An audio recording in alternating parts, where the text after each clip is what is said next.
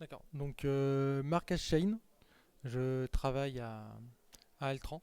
Je suis spécialiste test, donc je suis amené à travailler chez le client une partie de mon temps et les autres sur tout ce qui est développement du test. Développement du test avec de l'audit, de l'accompagnement, des formations, etc.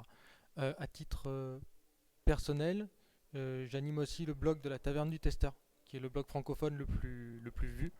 C'est dédié au test logiciel et pas mal d'activités sur LinkedIn avec bientôt 200 articles.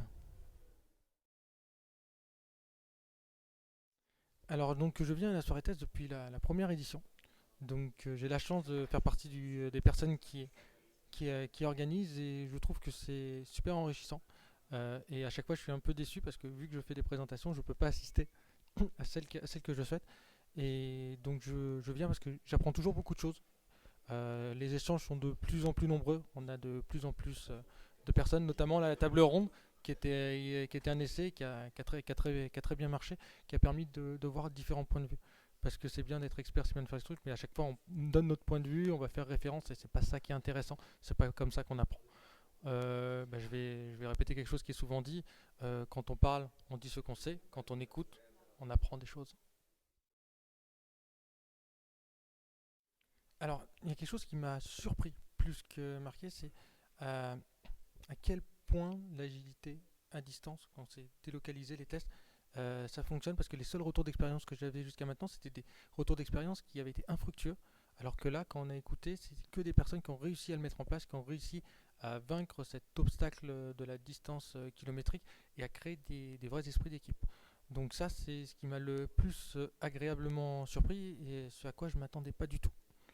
Donc là, c'est vraiment ça le gros plus de la soirée, avec des méthodes totalement différentes selon les équipes. Que ce soit des grosses DSI ou des choses plus petites, on a vu que, voilà, quelle que soit la distance, tant que les gens, tant que les gens étaient proches, avec des liens proches, ça change rien en fait.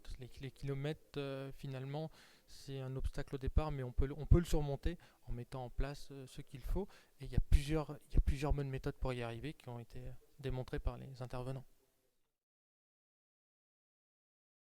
Alors, donc malheureusement, j'ai fait deux présentations. Donc, j'ai assisté à celle de Christophe Moustier, qui était excellente. Mais si je devais retenir quelque chose, c'est vraiment la table ronde.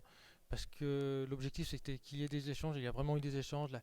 La salle a joué le jeu. Il y avait encore pas mal de monde. Donc, c'est vraiment la table ronde que je retiens. Bah, en fait, déjà, je crois plus au métier de testeur en tant que tel. Il y a trop de spécialités, trop de choses à connaître. Ça a été dit, hein, le mec il doit savoir automatiser, il doit savoir faire de la stratégie, il doit connaître le produit. Donc il va y avoir de plus en plus des divisions du métier du test. Il va plus avoir vraiment de testeurs, il va avoir des compétences dans le test.